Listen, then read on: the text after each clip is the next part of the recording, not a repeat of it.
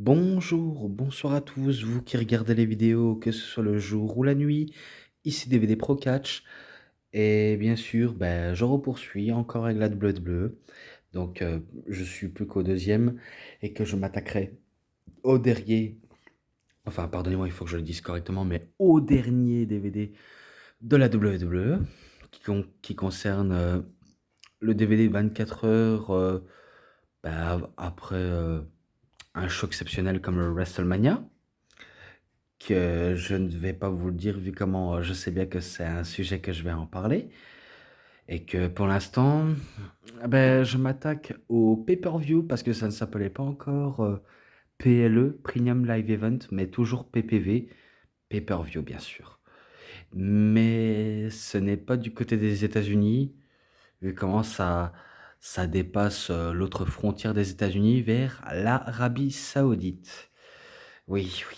Si vous avez vu le petit logo qui est en bas à gauche, et vous avez sûrement reconnu le décor de l'illustration qui est l'arène de, de Jeddah Arena de l'Arabie Saoudite. Ouais, un grand spectacle très divertissant. Et pourtant, un pays, certes, c'est un peu le pays du pétrole où l'argent coule à flot, et que certes, même l'argent est ultra important dans ce pays, comme ils aiment bien, on va dire, inviter des artistes et des sportifs venir soit combattre, soit chanter chez eux pour un max de thunes. Donc c'est sûr, quand on a un prince régnier qui dirige un pays avec son père et sa mère qui est un roi et une reine, qui gère tout un peuple et l'économie mondiale, il y a de quoi aussi d'accepter même pour 1 million ou 1 milliard de dollars américains, bien sûr, pour accepter un tel offre. Donc, je vais vous parler du premier show en Arabie Saoudite, The Greatest Royal Rumble de 2018.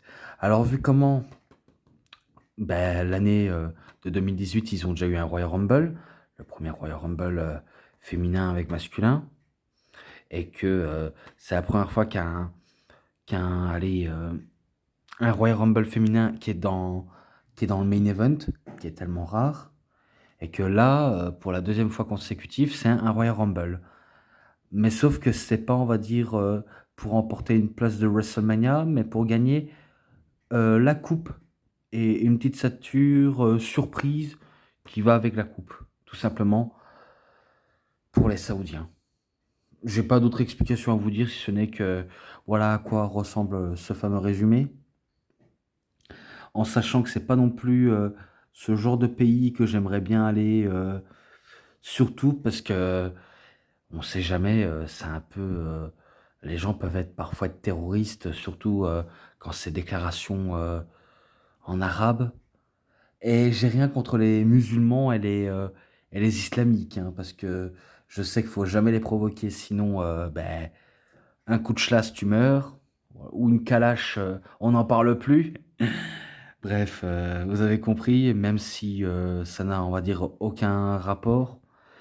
Mais tout ce que je me rappelle, ça a été diffusé à la télévision française comme en Belgique. Nous, chez nous, AB Explore. Et pour les Français, AB1. Si je crois bien que c'est ça. Et oui, et dire qu'à l'époque, Ajus et Chiro avaient commenté et que, mais pour une première, pour en Arabie Saoudite, je me suis dit, c'était pas si mauvais qu'on le dit, même si c'est la première fois qu'ils vont faire un show et qu'on aura compris par la suite que, et je dis bien que, ils vont se reproduire les années qui suivront et que certains fans vont critiquer le choix de la WWE en sachant que voilà, c'est honteux qui quittent les frontières des États-Unis pour faire ce show dans un pays étranger qui ne sont pas, on va dire, très, très familiarisés avec le catch, en sachant que c'est pas un pays du catch, c'est plutôt le pays du pétrole. mais au moins un pays de la richesse. Et pourtant, c'est pas Dubaï, hein. L'Arabie Saoudite, c'est pas Dubaï, hein, honnêtement. Mais bon, mais bon, la plupart, ils acceptent. Certains même qui sortent de leur retraite pour un max d'argent, et d'autres qui regrettent avoir fait cette décision. Mais bon, les gens, ils sont comme ça. Mais bon, on va pas parler de tout ce qui concerne la polémique de l'époque, parce que je me rappelle quand c'était le nouveau concept Crown Jewel. Eh ben, je me rappelle que certains fans avaient boycotté ben, le choix de retourner en Arabie Saoudite à cause qu'il y avait ben, ben, on va dire un homicide dans le pays, même si c'est un assassinat d'un journaliste turc, et que ça a fait beaucoup parler de ça à cette époque. Et j'ai pas été dans tous les détails, mais c'est tout ce que je me rappelais à l'époque. Et que certains fans boycottaient bah, l'idée de retourner, même si après 2022, donc l'année passée, et que McMahon avait entre guillemets officialisé sa retraite, mais qu'on sait que ça va pas, on va dire, terminer éternellement, vu comment il reviendra par la suite, mais que le Grand Jewel passé, c'était pas, on va dire, si exceptionnel, à part le main event entre Logan Paul et Roman Reigns, qui était extraordinaire pour moi, surtout inédit, on va dire inédit tout simplement, et que j'en passe des choses, mais que là, on passe directement de l'année 2018 et pas de 2022 ni de 2023, parce que 2023, ouais, ben, on va voir ce qu'ils vont nous réserver, et qu'il y en a qui sont pas très étonnés, d'autres qui sont ben, ils ont hâte de voir ce que ça va se faire, bien sûr. Voilà, je vais peut-être arriver, si je sais arriver de dire ce que j'en pense. Mais du fait qu'ils nous lancent que des matchs de fou et un bon PLE, un bon pay-per-view PLE, le reste, ben, on ne peut être qu'heureux malgré cette décision d'aller en Arabie Saoudite.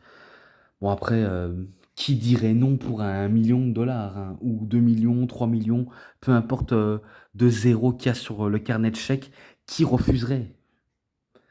Je me demande bien qui? Ben, personne. Mais bon, même si on dit que dans la vie, c'est pas question d'argent, il y en a qui pensent à l'argent, d'autres pas à l'argent. Et que je l'ai pas dit, mais il est en version anglaise, même si vous voyez bien le petit drapeau. Et il y a aussi les commentaires en arabe, donc en Arabie Saoudite. Le- Et ça dure que 5 heures et 24 minutes. Oui. Et que je me rappelle qu'ils avaient fait un kick-off dans leur chaîne YouTube, et que ça concerne à dévoiler la carte ben, de Greatest Royal Rumble. Mais on va pas trop s'attarder dessus, vu comment le premier match, l'opener de la soirée, c'est John Cena contre Triple H. Et oui, la rivalité de légende entre les deux mastodontes du catch, les deux légendes. Futur Hall of Famer pour John Cena, alors que Triple H n'était pas encore Hall of Famer à cette période-là. Ce sera en 2019 dans le côté de la DX, mais en solo, c'est sûr et certain, il sera Hall of Famer, et que c'est indéniable. Mais en tout cas, moi, j'avais un tout petit peu apprécié, et que, comme je l'ai dit, c'est passé à la télévision, les matchs-là, et que pour un déroulement de match, bien sûr, il y avait, on va dire, des fauteuils vides, et ça, c'était, à mon avis, les gens haut placés de l'Arabie Saoudite qui ne s'est pas encore rempli. Après, il y en a des mecs qui en a rien à foutre, qui regardent le show par intérêt, ou encore qui sont sur leur téléphone et qui bavardent sans prêter attention au match. Donc, ouais, je, je vais pas en dire de plus, si ce n'est que, même si c'est rien de spécial de ce qu'ils vont nous proposer sur le ring, vu comment j'ai déjà fait une vidéo sur leur match, enfin, sur les matchs de John Cena, vu comment ça s'est passé dans Hustle, Royalty and Respect. Et que ça s'est conclu par une victoire de John Cena. Oui, je dis directement, parce qu'après, il y a eu des tas de finishers, tentatives de Attitude Adjustment et de STF bien sûr, Pedigree, et que je me rappelle que Triple H passait la plus claire du temps du match à narguer John Cena, notamment se moquer de lui en faisant le You Can See Me, et même faire le Five Knuckle Shuffle, mais façon de game. Et contrairement à John Cena, je me dis, au moins quand il fait le Five Knuckle Shuffle, euh, Triple H, quand il fait sa fameuse descente du poing, au moins il touche quand même la cible, parce que des fois, les trois quarts du temps, John Cena ne vise pas du tout la cible au niveau du crâne. Des fois, on peut même le voir au ralenti, il peut faire ce fameuse descente du poing tout en nous effrolant, mais jamais en touchant. Et ça, bien sûr, les spécialistes le savent, et que c'est vrai que c'est pas très intelligent de manière de John Cena de faire ça. Qui, qui nous sommes pour juger les gens? Personne, même si on sait que des, des mauvaises réputations, il y en a qui ont des mauvaises réputations sur le ring. Même si je suppose que voilà, certains sont des bons gars, d'autres des connards. Et que excusez-moi, hein, parce que ici il fait trop tard et des fois je peux m'y perdre dans ce que je raconte. Donc même si j'ai une petite excuse à ça, même si ça ne tient pas la route. Et concernant un récent message que j'ai reçu par Monsieur Cinéphile, Monsieur WW Réseau Souvenir, en disant si lui fait les PPV en ordre chronologique, je devrais faire pareil. Moi, j'essaie de me dire en moi-même, qu'est-ce qu'il veut en venir? Pourquoi il veut que je fasse ça? En sachant que je ne peux pas les refaire, parce que si je dois refaire les mêmes vidéos, c'est du spam potentiel, quoi. Donc je spamme les mêmes vidéos constamment, et que non, je ne vais pas les retirer pour les mettre dans l'ordre. Il faut faire une playlist pour faire ça. Donc c'est pour ça que je lui ai dit en message, et je suis sûr qu'il va réagir dans un récent message, et que voilà, je t'ai dit, allez, je ne sais plus ce que je lui ai dit, mais faut pas dire n'importe quoi, quoi. Ne dis pas n'importe quoi, c'est ce que j'ai raconté. Parce que pour moi, c'est aussi frustrant de faire et refaire des vidéos comme refaire les vidéos qui sont, on va dire, abîmées par les bugs d'image, qui freeze, qui, qui partent en boule. Donc ça, je ne sais pas maîtriser. Donc pour une fois, même si ça brouillonne et ça brouillonne, j'ai pris la décision de refuser constamment, et que si jamais on me force à le faire, je dirais non catégoriquement. Parce que il y a des fois, j'ai envie de ban certaines personnes qui me disent ça, même si je suis sûr que voilà, vous n'êtes pas dans cette mentalité-là, et que soit vous êtes nouveau et que vous commencez à connaître la chaîne, ou alors c'est pas la première fois que vous tombez dessus, mais que vous n'en avez rien à faire de ce que je propose. Parce que je sais que récemment, j'avais 92, donc 92 abonnés, et que bizarrement, je suis redescendu à 90, donc à 90. Et que je me dis, ça c'est pas bon, ça, des gens qui se désabonnent. Oh là là là là, soit vous n'aimez pas ce que je propose, soit, soit vous en voulez plus. Alors que moi, comme j'ai dit, même si je ne sors pas la plupart du temps des vidéos, vous avez toutes les vidéos que j'ai fait auparavant pour vous occuper. Bon, après, il y en a il y en a qui ne comprennent pas, hein. Il y en a qui, qui en ont rien à me taper de leur discussion. Mais moi, ça me déplaît complètement. et que vous ne devrez pas faire ça. C'est pas très bien. Non, c'est très méchant, méchant. Non, je déconne, je déconne. Donc concernant ce match, ben, comme j'ai dit, ben, pour moi c'est victoire de John Cena. Et que je me rappelle, il a fait un attitude adjustment, mais que Triple H se dégage. Et quand il retente au moment du climax, alors que Triple H fait un crossface, mais qu'il arrive à avoir la force de le mettre sur ses épaules et faire son attitude adjustment, il fait un boomerang du coin et il enchaîne avec la même prise et il fait la victoire. Enfin, il fait le pin pour la victoire. Et après ça, il fait une promo pour le public saoudien. Et que à cette période-là, je crois que c'était la dernière fois qu'il va s'y pointer en Arabie Saoudite. Excusez-moi. Excusez-moi. Je crois que c'est la dernière fois qu'il va s'y pointer en Arabie Saoudite, vu comment il avait entendu parler de cette affaire, et que normalement il était insisté au tournoi du Best in the World qui a servi à rien, honnêtement. Et que maintenant, en 2023, il accepte un match en Arabie Saoudite face à Solo Sikoa. Enfin, Solo Sikoa. Et que, est-ce qu'il va encore perdre ou gagner au moins une fois après plus de 2000 et des jours, à ce qui paraît selon ses critères? Ouais, vu comment maintenant il met en avant les plus jeunes, vu comment il a plus grand chose à prouver, alors qu'il y en a qui disent qu'il a encore en lui. Je veux bien y croire, mais bon. Tout ce que je sais, il fait une promo et après il part. Même si je vais pas trop détailler sur sa promo, mais en tout cas c'est comme un message de remerciement. Donc ce match-là, je lui avais mis un 4,10, vu comment c'était dans le DVD de Cena. Et maintenant, match pour le titre Cruiserweight de, de la WWE. Vu comment un temps le titre Cruiserweight va finir du côté de chez NXT. NXT bien sûr. Donc Cedric Alexander contre Kalisto. Et oui, l'incroyable Cedric Alexander, lui qui est un excellent catcheur, à la fois très agile. Il est plus agile que technique, même si il a un bon mouvement in-ring.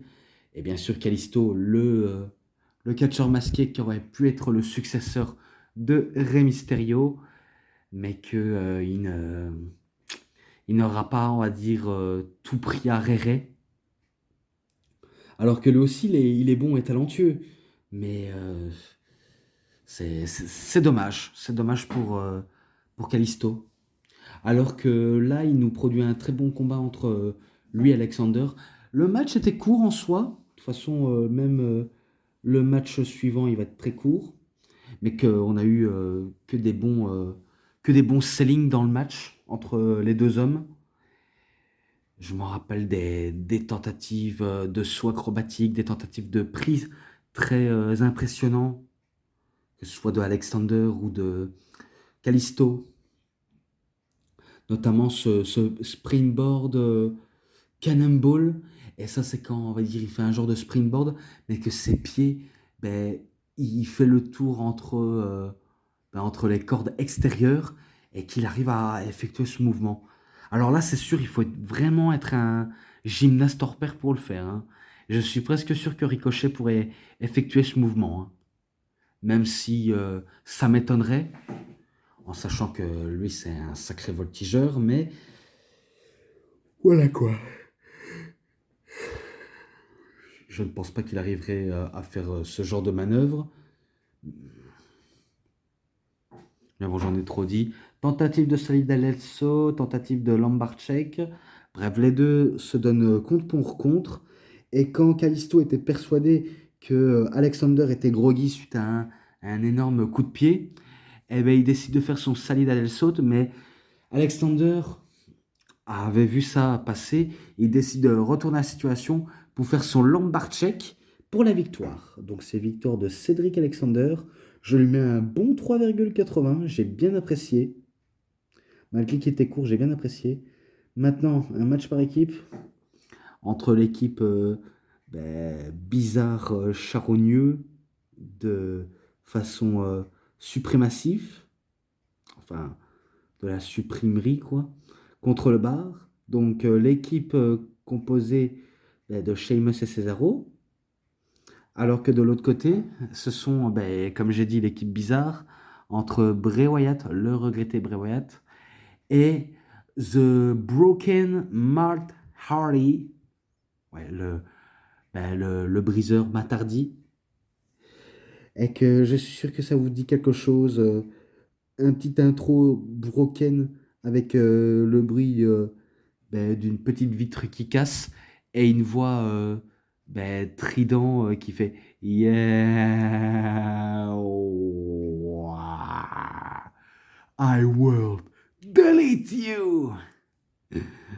Oh là là, je me rappelle de ce theme song. Je suis pas le plus grand fan de ce theme song. Je préfère son autre theme song qui fait vraiment passer un bon moment pour la génération Catch Attack, son fameux theme song, auquel j'adore. Et que celui-là, certes, c'est un univers broken, un univers brisé, auquel cette gimmick faisait partie un premier temps du côté de la TNA, et que il était quand même ultra over, hein, Matt Hardy, surtout quand les gens chantaient delete, delete, delete, delete, supprimer, supprimer, supprimer.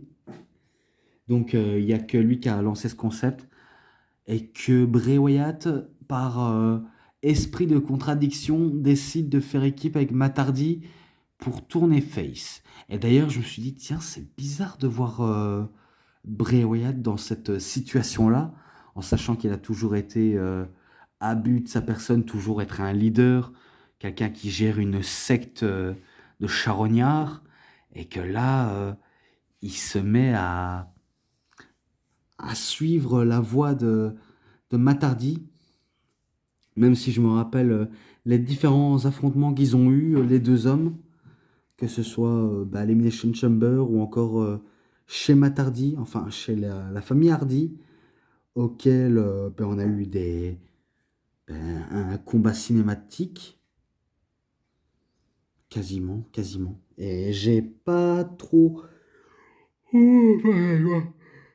Ça fait 3 fois. J'ai pas trop de choses à en dire, si ce n'est que maintenant ils font équipe contre deux bars. Je me rappelle au début, on a eu un échange de combats de Dolly Bar entre Matt Hardy et Cesaro. Matt Hardy dit Delete et Cesaro dit The Bar. Et ça continue encore et encore. Après ça se bastonne, changement avec Bray Wyatt, changement avec Sheamus, bref, c'est du changement. Et que au moment de la fin, même s'il y a eu pas mal de domination de The Bar et multiples paybacks de la part de Wyatt et de Matt Hardy, je me rappelle que c'est Bray Wyatt qui fait un Sister Abigail sur Sheamus et que après il fait le changement avec Matt Hardy et que Matt Hardy s'empare de Sheamus pour que Bray Wyatt s'empare les jambes de Sheamus pour qu'il fait un twist of fate manière comme on fait la brouette. Et qu'ils remportent le match grâce à ça. Et c'est eux qui deviennent les champions par équipe de Raw. Je ne l'ai pas précisé, c'était pour les titres par équipe de Raw. Et que ce match-là, c'est un 3,50. Voilà, un bon petit match, sans plus. Et que maintenant, par la suite, c'est le match pour le titre des États-Unis entre Jeff Hardy et Jinder Mahal. Bon, il y a eu une toute petite rivalité, mais je dis bien une toute petite rivalité entre Jeff et Jinder, mais sans plus. Tout ce que je sais, c'est que à cette période, Jeff Hardy avait battu Jinder Mahal pour le titre des États-Unis, pour être Grand Slam champion, en sachant qu'il a quand même pas mal remporté des titres dans sa carrière, Jeff Hardy. Et je parle pas qu'à la TNA, même à la WWE. Donc il peut devenir Triple Crown, Grand Slam. Il avait quasiment tout accompli. Et que là, il doit faire le match face à quelqu'un qui est peut-être pas, on va dire, au niveau in-ring au top, hein, parce que faut dire Jinder Mahal, au niveau in-ring, c'est pas non plus très top. Alors que Jeff Hardy, bah, ça reste admirable à voir, même en sachant qu'il ne change pas non plus son style de catch. Et que c'est un style de catch, certes, du déjà vu, mais tu peux pas détester le gars-là, hein. Malgré ses déboires avec ses problèmes personnels, le mec, il est pas détesté d'Iota, hein. Voilà, quoi. Et que le match aussi était très court, et qu'à chaque fois, ben, Mahal, il, euh, il tente à chaque fois de teaser son colosse, mais que Hardy, en bon instinct de survie qu'il a, ben, il contre les assauts de Jinder Mahal. Et qu'il y a un moment, il va avoir un botch, parce que je me rappelle de ce botch, où, où Jeff Hardy fait son fameux Whisper in the Wind, alors que Jinder Mahal s'est même pas levé pour, euh, pour se le prendre, ce manœuvre, et que au moment où Jeff Hardy ben, il effectue un Whisper in the Wind dans le vent alors qu'il n'y a personne, eh ben, ce con de Jinder Mahal, j'ai envie de dire, eh ben, ce con, eh ben, il s'est même pas fait toucher et il décide de le vendre comme si il se l'était pris. Donc il tombe par terre comme un con et il pense qu'il s'est pris le Whisper in the Wind comme ça, alors que ça se voit que c'est pas très réaliste, hein. Donc ça c'est vraiment un botch total. Et du fait qu'il n'y en a pas deux ou trois botches, même si voilà, dans les premiers temps ça cafouillait, mais qu'après après ça, bah, ça va être directement la fin. Jinder tente son colosse, mais il se fait ben, un genre de guillotiné par la mâchoire de la part de Jeff Hardy, qui fait son twist of Stunner Fate, vu comment c'est quasiment un stunner en mode twist of Fate, et qu'il effectue son Swanton Bomb pour la victoire et qui conserve sa ceinture. Donc ce match-là, allez, 3,40 malgré le botch, mais rien de plus, rien de moins. Et maintenant, encore un match par équipe, mais cette fois-ci pour les titres de SmackDown par équipe. Les Bludgeon Brothers enseignant la Wyatt Family, entre Eric Rowan et Luke Harper, contre les Usos, Jimmy et Jey Uso. La racaille et le main event. Bien sûr, ça c'est dans le futur, mais que là ils étaient en mode, je veux pas dire en mode rappeur, mais ils étaient en mode mec de cité, qui en ont rien à battre et qui font bah, de leur ghetto un véritable pénitencier de prison. Donc c'est pas pour rien que leur catchphrase c'est Welcome to the Uso Penitentiary, qui veut dire bien sûr bienvenue dans le pénitencier des Usos. Et non, je ne fais pas bah, la musique à la manière de Johnny Hallyday, en sachant que ça rime à ça, donc les portes du pénitencier, et que bientôt vont se fermer. Ça, c'est ce qu'ils croyaient pour enfermer les Bludgeon Brothers, qui sont bah, ultra dominants. Même si je suppose que eux, en tant que champions par équipe, ils ont peut-être pas eu un immense succès qu'ils méritaient. Et pourtant, c'était une équipe, certes, barbare au marteau, mais on peut qu'admirer ce style ben, un peu de forgeron charognard. Alors que du côté des Housseaux, on peut apprécier leur style ghetto, mais que malheureusement, c'est pas eux qui remportent le match. Et encore un match très court, et que ça conclure avec une victoire de Eric Rowan et Luke Harper qui font un full Nelson Powerbomb sur Jey Uso pour la victoire et qu'ils conservent les titres. Donc ce match-là aussi 3,50. Ensuite, ah oui, oui, oui, je ne l'avais pas dit, mais il y avait des promos. Par exemple, il y avait la promo de Chris Jericho. Oui, je suis passé à côté. Chris Jericho qui effectuait un promo interview dans un segment. Alors que lui, comme je l'avais dit auparavant dans des vidéos que j'avais déjà parlé de lui, alors qu'en 2017, eh bien, il avait accepté un contrat de la part de la New Japan Pro Wrestling. Enfin, il avait accepté de feuder face à Kenny Omega, et auquel il a accepté l'offre de la New Japan, et que la WWE a accepté aussi. Et que lorsqu'il allait combattre à Wrestle Kingdom 12 en 2018, Eh ben, la WWE apparemment aurait dit à Chris Jericho que ça fera de la pub pour chez eux et un peu pour, euh, pour chez la WWE, en sachant qu'il y a un catcheur de la WWE qui va combattre un top star au Japon, qui était Kenny Omega, même si maintenant c'est une top star internationale, même si c'est en Amérique. Mais c'était vraiment quelque chose. Et c'est vrai que selon, on va dire, les paroles de Jericho, c'est vrai, ça pourrait, on va dire, se permettre à certains fans de catch de regarder ça et de se dire, waouh, c'est qui ce catcheur? Il est trop fort, il a l'air incroyable. Et bien ça, c'était les fameuses paroles de Jericho. Dans un sens, il a pas tort, même si je ne suis pas toujours d'accord avec ce que dit Jericho, parce que des fois, il peut dire n'importe quoi, comme il peut dire des choses raisonnables.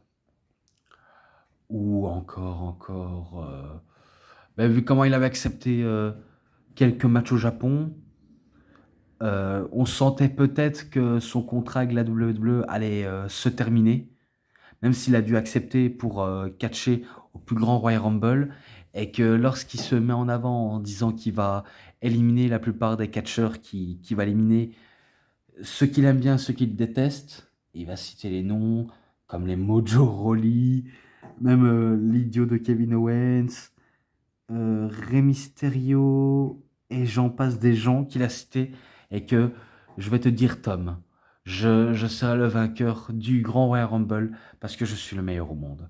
Et que c'est là où l'annonceur qui est Mike Rome, eh ben, il dit, je ne suis pas Tom, je me suis Mike.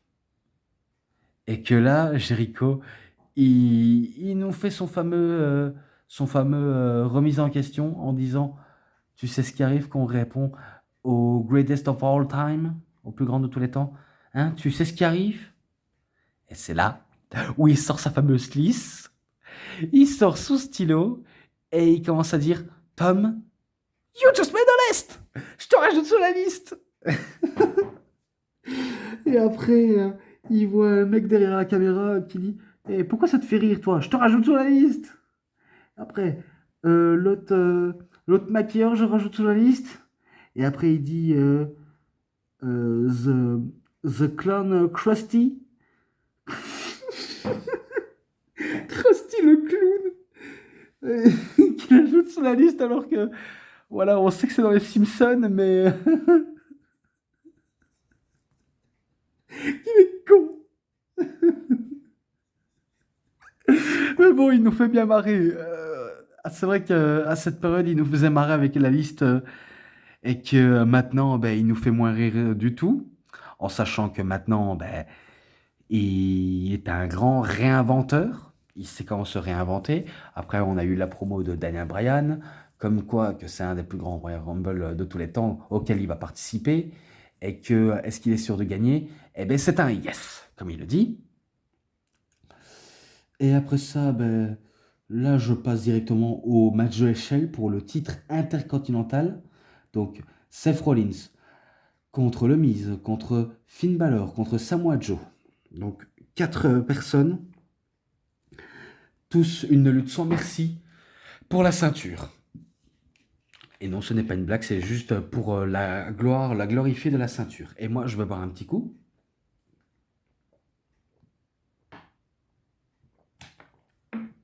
Et que dans le match, ben, certains ont su se démarquer comme ils pouvaient, comme par exemple Joe avec ses tentatives de Urinagi, de, de tentatives de Muscle Buster qui ne va pas passer, et aussi également du Coquina Clutch auquel à de multiples reprises il va se faire contrer, surtout par Finn Balor qui va le piétiner à coups de double stomp. Et quand c'est le Miz, eh ben c'est pareil, avec un Skull Crushing Finale sur l'échelle, et d'autres spots qu'il y a eu sur les échelles. Et que après, lorsqu'il y a le Miz qui s'est retrouvé out du match, et après le Miz, ben, c'était Samoa Joe qui s'est fait, on va dire, allumé par Finn Balor, et que Finn Balor était supposé d'être le dernier, l'homme légal à décrocher la mallette, Eh ben, il était si près du but jusqu'à ce que Seth Rollins fait un springboard et qu'il atterrit pile poil sur l'échelle et qui remonte très vite à la vitesse de l'éclair pour décrocher la ceinture. Donc, comme un filou, il a attendu que Finn Balor il perd du jus dans le carburant pour que lui il accélère le rythme et qu'il décroche la ceinture. Alors que Balor était pas loin, il était vraiment pas loin et il perd le match. Et que c'est là où je me suis dit, ça sent le roussi pour Finn Balor. Il est en train de perdre à de multiples reprises face à Seth Rollins. Et d'ailleurs, c'est un peu le cas, hein. Je vous dis, c'est un peu le cas. Parce que depuis qu'il est revenu de blessure au niveau de l'épaule, eh ben, on peut dire qu'il est maudit face à Seth Rollins. Ouais, vu comment il a enchaîné peu de victoires sur Rollins et que c'est toujours Rollins qui ressort vainqueur. Donc pour moi, il est maudit, hein, Finn Balor. C'est un peu comme Drew McIntyre avec Roman Reigns. Il est quasiment maudit. Et que c'est dommage, c'est dommage. Vraiment très très dommage. Mais que ce match-là, j'avais bien apprécié. Je lui mets un 3,70. Ensuite de ça, ben, un match... je sais pas c'est quoi la stipulation, mais je crois que c'était un match normal entre AJ Styles contre Shinsuke Nakamura. Voilà. Donc, vu comment on connaît l'histoire, tout a commencé à WrestleMania 34 et que franchement, ce résultat et surtout le match en lui-même, c'est pas la même combinaison très, bah, très très bien détaillée et surtout pas très bien réussie que lorsqu'ils ont été au Japon, Nakamura et AJ, parce que celui du Wrestle Kingdom 10 était plus à la hauteur que celui de WrestleMania 34 et que ça n'a pas, on va dire, bien pris. Surtout quand Nakamura a tourné heel.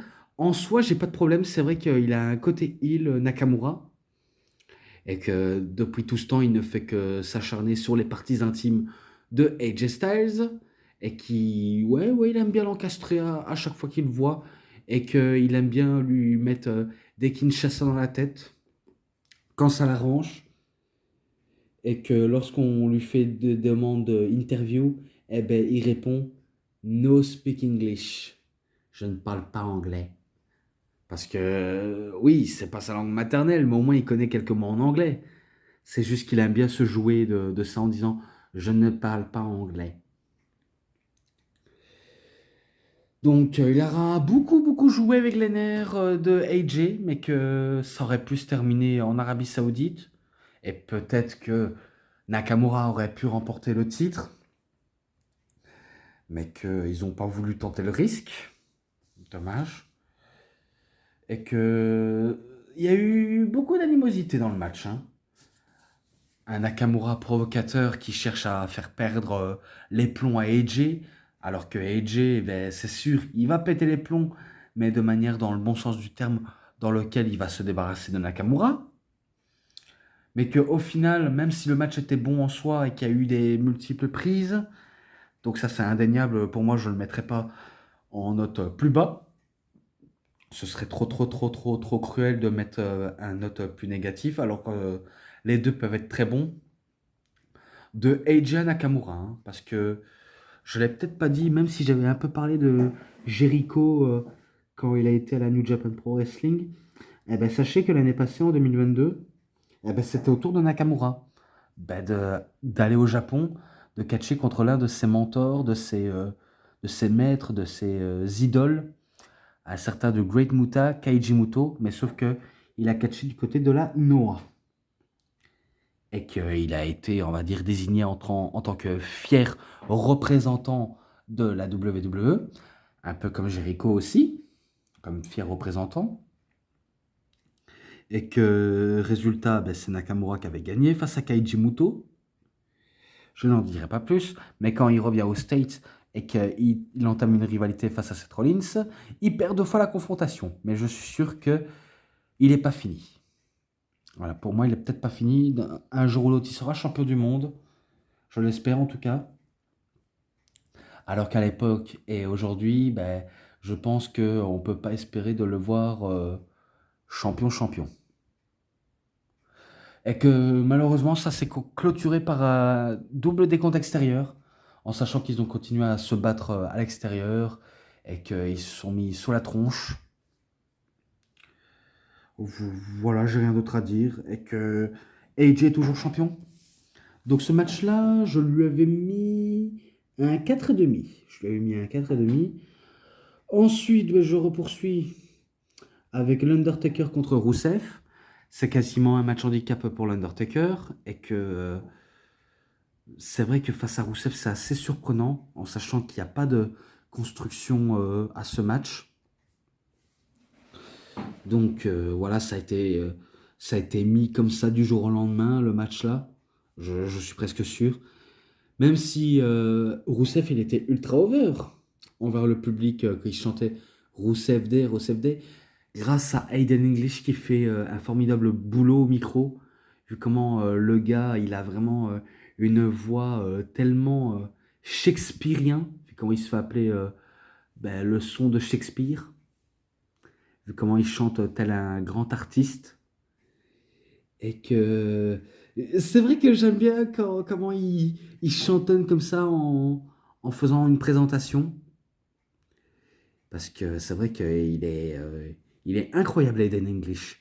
Surtout quand il nous sort sa fameuse bah, catchphrase où il dit pour annoncer bah, son partenaire Rousseff Day.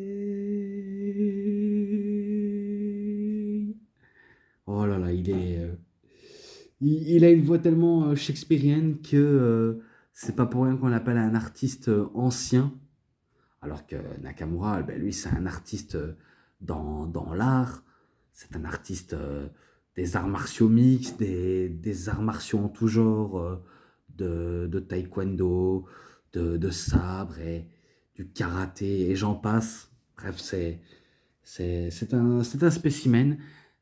Pareil pour Aiden English, même si ça fait, pour certains diraient, les anciens diraient que ça fait saltabanque, mais un saltabanque très bien glorifié, qui n'a pas, on va dire, chômé sur un ring de la WWE.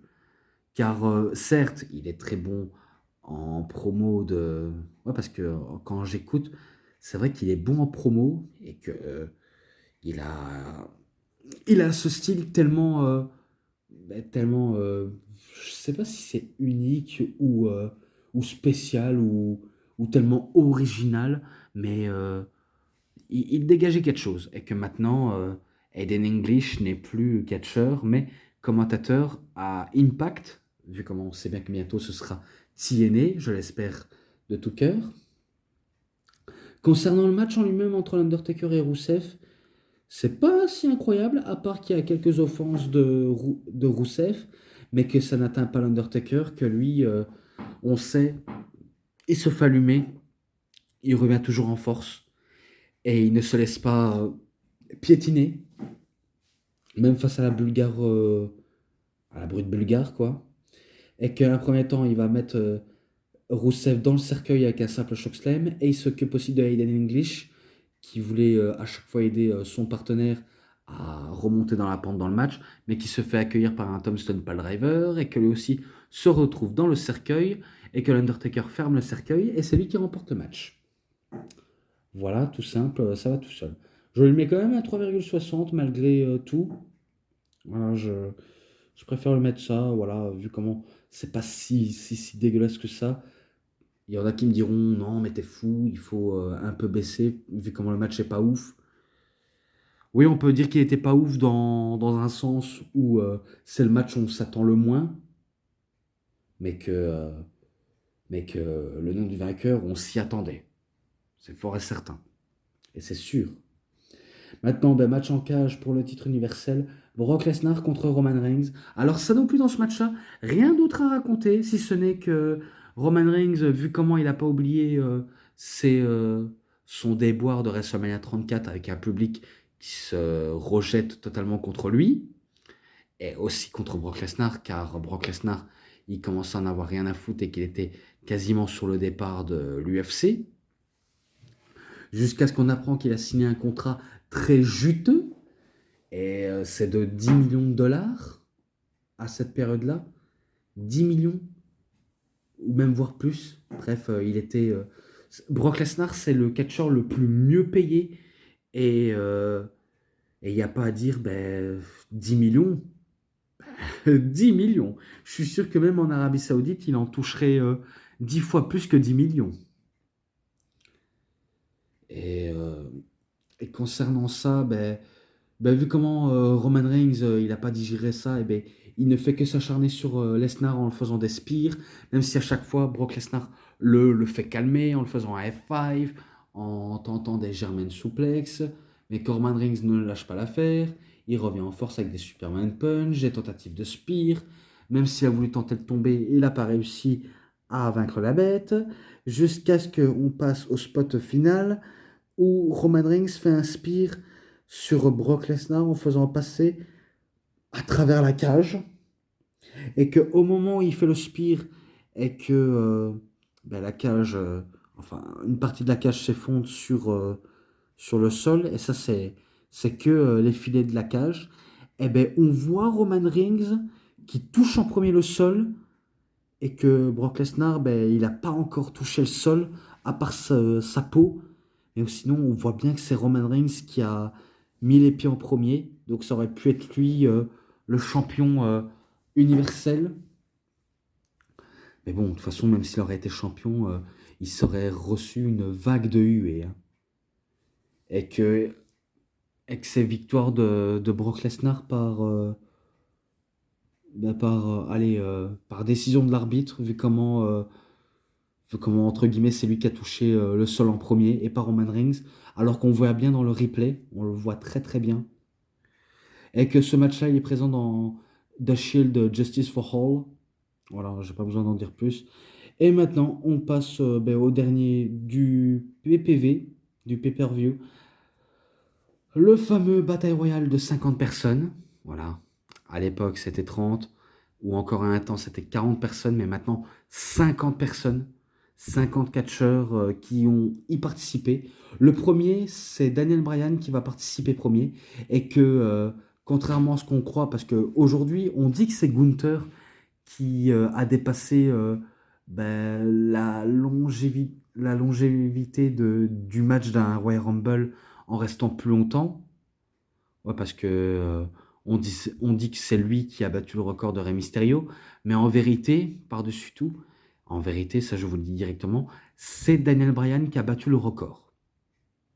C'est Daniel Bryan qui a battu le record parce que tout simplement, il est resté 10 fois plus longtemps que Rey Mysterio et même en 2023, il est resté 10 fois plus longtemps.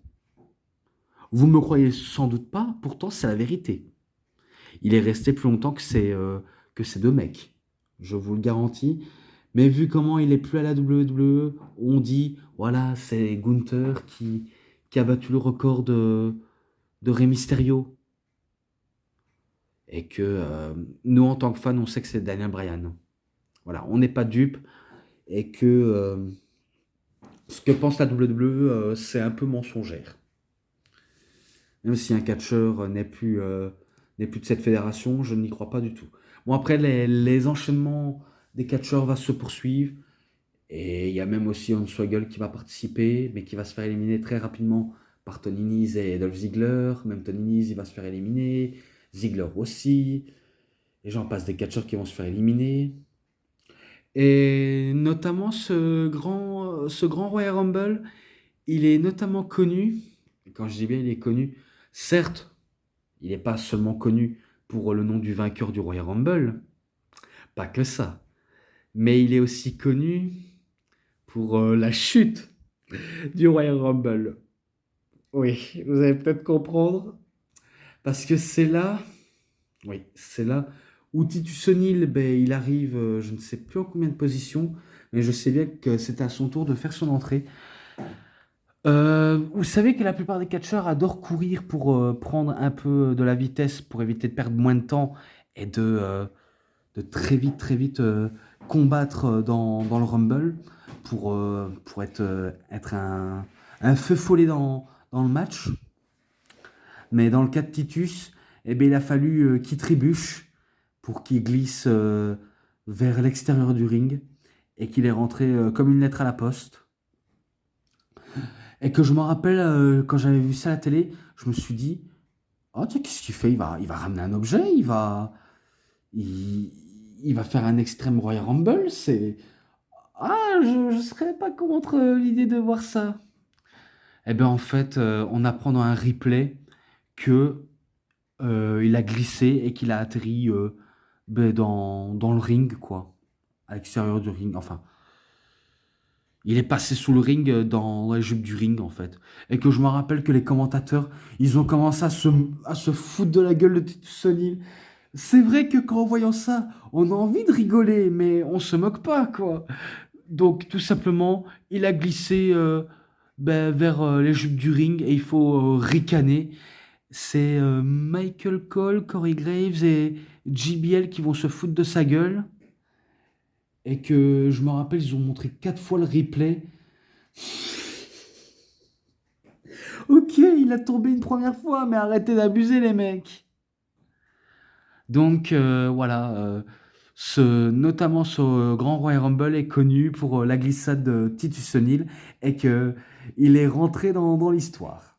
Donc comme quoi, Titus O'Neil a su faire plaire au patron. Parce que je suis sûr quand Vince McMahon a vu ça, ben, vu comment les commentateurs ont ricané et que lui aussi il ricane, ben, il s'est dit, il a fait un beau boulot. Et ça c'est ce que j'adore. Parce que ça, c'est divertissant. Ça, c'est fun. Ouais, voilà, ils ont pété les plombs, hein. Ils ont vraiment pété les plombs. Oh là là, après le ring se vide, il se vide, il se vide. Il y a même Shane McMahon qui va même passer à travers la table des commentateurs et qui se fait éliminer. Tout le monde se fait éliminer jusqu'à ce qu'il reste Daniel Bryan, Big Cass, qu'on connaît sous le nom de W. Morrissey, donc W. Morrissey, mais maintenant c'est Big Bill, et contre Braun Strowman. Donc ça se joue entre les 3 hommes, mais vu comment Big Cass, il veut être en rivalité face à Daniel Bryan et qu'il veut pas laisser une chance de gagner le Rumble, eh ben il décide de le kicker à la tête et de l'éliminer. Et après, ça va se jouer entre les deux géants, entre Big Cass et Braun Strowman, et c'est Braun Strowman qui l'élimine. En attaquant les petites parties intimes entre la troisième corde, et qui fait le coup de tampon. Et c'est comme ça comment il remporte le trophée et la ceinture spéciale d'Arabie Saoudite. Tout simplement, c'est comme ça que ça se termine. Et que ce match-là, ben, vu comment c'est remporté par Braun Strowman, en soi, le plus grand Royal Rumble, il était bien. C'était pas si horrible qu'on le dit. Si on oublie la glissade de Titus O'Neil, ok, c'est drôle, mais faut pas trop se foutre de la gueule du pauvre, quoi. Même si je reconnais avoir rigolé, mais bon, c'est pas comme si c'était de la moquerie gratuite. Mais sinon, voilà, même si j'ai bien apprécié la performance de Daniel Bryan, j'ai vraiment bien apprécié parce que le gars, il est resté tellement longtemps sur le ring et qu'à tel point qu'il s'est reçu des coups, des chops, et à tel point que son torse a commencé à être rouge, même son bras était rouge de stigmates. Donc, il n'y a pas à dire, c'est pas pour rien qu'on l'appelle cœur de dragon, hein. Vraiment, c'est pas pour rien. Mais malheureusement, c'est pas lui qui remporte le Rumble. Un peu à l'image de Gunther. Il est arrivé en premier, mais qui ne remporte pas le Rumble. Mais au moins, ils ont été vaillants. Donc ce match-là, 4,60. Et que on va pas se terminer là parce qu'il y a les petits bonus, un match du côté de Raw et un match du côté de SmackDown. Donc ça, je vais vous citer. Donc tout d'abord, match à 10, donc 5 contre 5. Seth Rollins avec Braun Strowman, avec Finn Balor, avec Bobby Lashley et avec Bobby Roode, ou Robert Roode bien sûr, contre Le Miz, Curtis Axel et Bo Dallas, avec tout simplement euh, Kevin Owens et Sami Zayn. Donc un match à 5, bah, explosif. Surtout quand c'est Strowman qui est explosif. Mais après le match qui était bien, mais après beaucoup de changements entre les deux camps.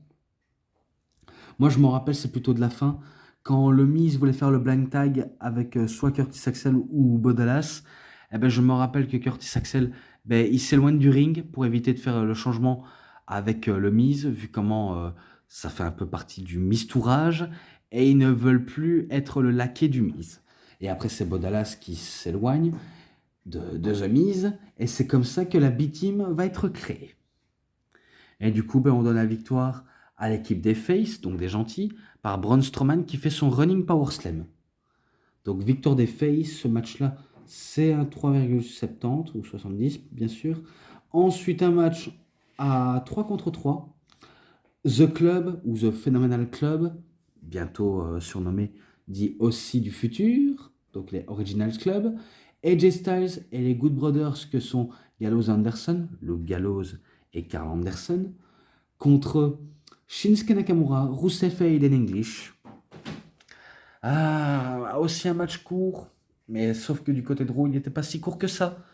Mais que de ce côté de SmackDown, il était court et que je m'attendais à mieux, mais que à la fin, ben, c'est Nakamura qui agit totalement vicieux et qui s'occupe un des points faibles de Luke Gallows et qui fait un Kinshasa dans la nuque pour la victoire. Et au moment où AJ veut défendre ben, les honneurs de ses bons potes, eh ben, il se fait casser les noisettes par Nakamura, qui voit ça avec beaucoup, beaucoup de moquerie de sa part, on va dire beaucoup de prétention et de l'envie de faire mal, et qui veut faire son fameux Kinshasa. Mais c'est Anderson qui subit le Kinshasa à la place de AJ, et après il va retenter une nouvelle fois. Et après, ça se conclut ici avec un AJ Styles totalement impuissant qui a mal aux testicules face à un Nakamura qui se sent très menaçant. Et que ça s'arrête ici, tout simplement. Ce match-là, 3,60. Et maintenant, je décide de conclure cette review, vu comment je suis fatigué et que je dois le conclure facilement. Parce qu'à l'heure actuelle, ben, il fait tard et que vous regardez cette vidéo, notamment en pleine journée ou en pleine soirée. Ça dépend les cas où vous regardez. Donc je vais conclure les matchs, les bonus, les segments promo, les interviews et l'ensemble 4,5 et je conclue ici. Donc voilà, je termine. C'est tout pour cette review. C'était DVD Pro Catch. Avant que je parte, parce que je conclue d'abord. C'était DVD Pro Catch. J'espère que vous avez bien apprécié cette vidéo. Et si vous avez aimé cette vidéo, vous savez ce qu'il vous reste à faire. Likez la vidéo, commentez, partagez, abonnez-vous à ma chaîne et cliquez sur la petite cloche pour avoir plus des notifications et des prochaines vidéos. Et moi, je vous dis bonne journée, bonne soirée à tous. Au revoir tout le monde pour une prochaine vidéo. A plus à tous les fans de catch. Et avant qu'on se quitte, je vais vous montrer un petit truc. D'accord? Donc tout d'abord ça, parce que oui, je conclue directement alors que j'oublie de vous montrer un petit truc, même si je sais que je suis crevé. D'abord, voilà, j'ai enfin les derniers jeux de AEW Fight Forever, un sur Nintendo Switch et un sur PC. Donc voilà, sur PC. Et du coup, bah, ça conclut avec d'autres jeux que j'ai. Voilà, donc c'est les derniers. Donc maintenant, ben, là, je conclue officiellement. Donc moi, je vous dis directement, bye bye tout le monde et à la prochaine à tous les fans de catch.